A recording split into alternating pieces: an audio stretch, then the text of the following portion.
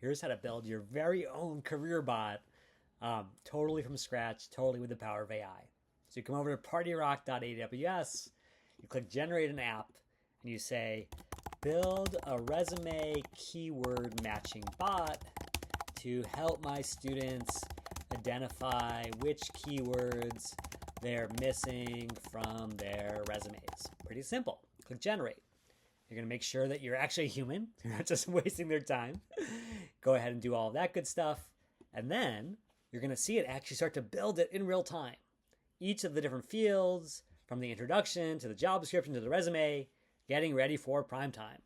And so once it goes through this process, you're going to have a V1, kind of a beta version of your bot that you can play around with. And you see the way it works is just simple inputs and outputs. So I'm going to paste in a job description. I'm going to paste in a resume.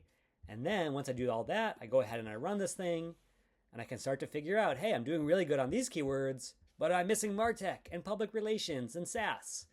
And so here are some ways I can figure that out. I can also say, let me come over here and ask the bot, what are some ways to add SaaS to my resume, and get even more specific ideas.